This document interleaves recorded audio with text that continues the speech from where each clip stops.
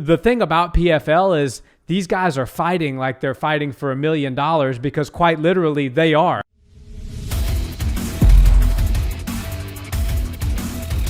What's up, Barnhill family? Welcome back to the channel. Yo. So, Nick, the much anticipated PFL debut of heavyweight great Fabricio Werdum did not go as expected for the great UFC legend. He lost in a very controversial way, and what was a really kind of a strange fight against Renan Ferreira. What we're seeing in PFL is a lot of people who are not household names. There's not that brand recognition.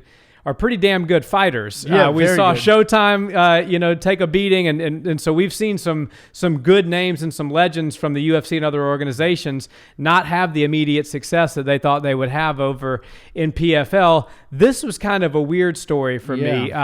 Ferreira was in a triangle. Werdum was on his back in a classic sort of triangle position. Ferreira was attempting to throw some shots with some ground and pound, but Werdum was able to get the angle and lock the triangle up pretty tight. And then to me, it looked like Ferreira tapped twice. And so Werdum, being the professional that he is, began to let up on the submission. And in a blood choke sort of submission like a triangle is, when you let up on it, the person starts to come back to consciousness.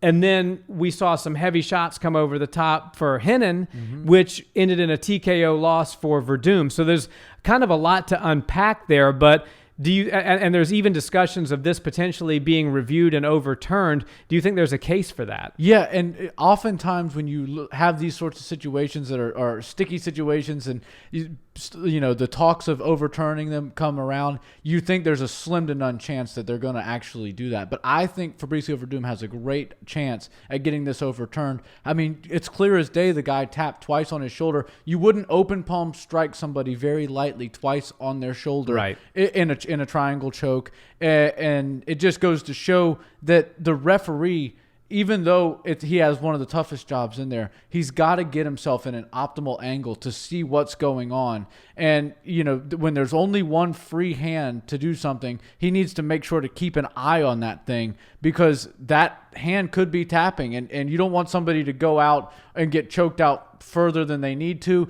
And then you also don't want to miss something like a tap, because that's very important. Fabricio Werdum came out guns a-blazing, as I kind of anticipated, because he is a UFC former fighter, former champion. And the way the structure of the PFL goes, you get more points for earlier finishes. The earlier you can get your opponent out of there, the more points you have, the better seed you get going further into the tournament. So it's a very cool concept that I actually really like about the PFL. And side note, they're putting out a great product. PFL is putting on great shows. Yeah, and I like that you get more points for trying to finish earlier. And I don't think that really takes away, because if they would have said, okay, a KO is more points than a submission, and that's more points than a decision, I get that, but I don't really agree with that as much as just a finish. Whatever you get, we're going to go round by round, because that makes the fighters work harder earlier, and it gives people action-packed rounds as long as the fights last. And I've kind of really enjoyed watching the PFL because of that sort of rule. And Fabricio came in just like we thought he would, going crazy. And we know how good his jiu-jitsu is, some of the best in the world, maybe the best heavyweight to have ever competed in MMA. Probably so. As far as jiu-jitsu accomplishment goes. So I thought it was a tap. I do think he could get this overturned, and we could see him right back in the tournament. Yeah, I hope so. And, just playing the flip side of this coin here and being the devil's advocate, when you and there's certain submissions that if you see them all the way through to completion are more damaging than others. Like, for example, the arm bar that Charles Oliveira had Tony Ferguson in that Tony didn't tap to. Like, if you see that through all the way to completion, the elbow is going to come out of the top side of your arm. In a triangle choke, if you see it all the way through to completion, the person's just going to go unconscious. Think of Justin Gaethje versus Khabib. Exactly. And a lot of fighters have designated themselves to say, if I'm in a rear naked choke or a guillotine or a triangle, I am not going to tap. I'm going to allow myself to go unconscious. So I feel like Fabricio, being a veteran, if he did anything wrong, he should have waited until the referee stopped him rather than feel the tap. But at the same time, if Ferreira did tap and Fabricio recognized it, and then Ferreira threw more shots thereafter, that's a really dirty move. You don't do that in MMA, and it's not going to win you any fans. No. But I think that what Werdum should have done is just held that choke in until he saw the referee put his hands on him or come in between them and say stop, knowing that, especially as experienced as Fabricio is, your opponent's not going to incur any long-term serious damage by simply being put unconscious. He's going to wake up 30 seconds later, and you're going to have 6 points rather than your opponent having 6 points and you having 0. So, the thing about PFL is these guys are fighting like they're fighting for $1 million, because quite literally they are. Right. There's $1 million on the line, and a lot of these guys don't have any name recognition. Somebody like Fabricio can get in that, elusive high six-figure payday because of who he is and who he's fought. But these guys in PFL have not sniffed 6 figures in a payday in their career, let alone 7 figures. Right. And so now they've got an opportunity for that, and that's why I think you're seeing so many great fights in PFL. Yeah, and the fact of the matter is, even though the championship bout is the one where you get the $1 million check, every one of these fights is the $1 million check as far as these fighters are concerned.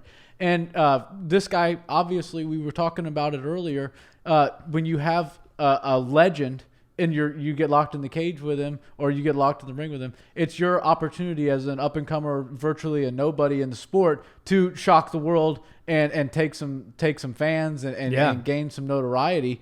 And Ferreira, it was a very competitive, great fight. That guy looks like he could probably be a problem at 6'7", and he was a big boy. He looked huge, and he looked like he was a skilled fighter. But you can't cheat your way to a victory. And Fabricio Werdum, in my opinion, was stuck between a rock and a hard place. What do you want him to do? Not let go of a choke, and then he looks like a scumbag that's holding people in chokes. That literally has gotten people thrown out of organizations like the UFC before, and I think those guys had bad intentions. Fabricio Werdum is just a good guy. He's just somebody that cares about the person that he's competing against. This is a fight, but at the same time, these guys are in this together, and nobody, a true martial artist, doesn't want to hurt somebody and put them out further than they need to. I really think that Ferreira needs to come out and let us know what was going through his mind. He needs a pretty good explanation for why he tapped his shoulder twice. And if it's not really good and he can give us concrete evidence on it, I think they need to overturn this. And I think Fabricio needs to be put back in the top 4. Yeah, and I think there's one decisive kind of thing when you're considering disciplining somebody for holding a submission too long, and that would be holding it after the referee tells you to stop. Yeah. Because I think holding it until the referee tells you to stop is not grounds for any sort of punishment. That's you're fighting until the referee tells you otherwise. As they say in the beginning of the fight, protect yourself at all times. Right. Up until and including when the referee stops the fight. Yeah. So I'm 100% on board with you there. But the referee hadn't stepped in yet. Yeah. So if the referee steps in and says, no mas, this fight's over, and then you continue to hold the submission, yes, you should be disciplined. But up until that point, I don't think that you should or could be disciplined. Yeah, and it's tough. Like a lot of people were saying, the ref wasn't in the right place to watch what was going on. And, you see clear as day on one of the cameras, the guy tap Fabricio's shoulder twice, and the ref his eyes weren't even in that direction. So he was looking down here at the choke situation where he's trying to look for something else. He's got to pay a closer mind to the free hand that could be the only thing that would potentially start tapping. Exactly. And the other arm, because it was a triangle armbar combination choke, right? It was a double submission type of thing. The guy's not going to be able to do anything with this arm, and unless he starts kicking his foot on the ground to tap. Or verbally tap. Yeah, or verbally tap, which he probably couldn't do either. You have to watch that free hand, the only free hand the guy had. And in my opinion, I do think that Fabricio needs to take this to the Nevada, the Athletic Commission. Yes, Connecticut. I think that's where that. Or no, maybe not. Yeah. Oh no, New Jersey. Yeah. Sorry, Bellator's doing Connecticut, and PFL is in New Jersey. Yeah, Atlantic They've all got City, their right? little pockets. The Apex, and then Abu Dhabi. This hotel, that hotel. It gets hard to keep up with. It certainly does. But yeah, I think he's got a ground to get this one overturned. Yeah. I hope that the guy wasn't doing anything dirty. It certainly looked to me like he might have been, unfortunately, and I hate to say that. But and we didn't hear much from him after the fight. We did hear from Fabricio, and he did an interview with the commentary team afterwards, and he's like, it is what it is. Like, obviously, he knows in his heart that he tapped, and he should probably fess up to this whole situation, but we'll have to see what happens. But I do think he should pursue this, because I think that he actually has a pretty good case on his hands. I think you're right. Guys, let us know, does Fabricio Werdum have grounds to get this one overturned, or is it pretty set in stone and he's starting the PFL career off with 0 points with a tough road ahead of him? Let us know in the comments. We always love engaging with you guys there. And please check us out on audio where you listen to those podcasts. Thanks so much, guys. Have a wonderful day. Peace.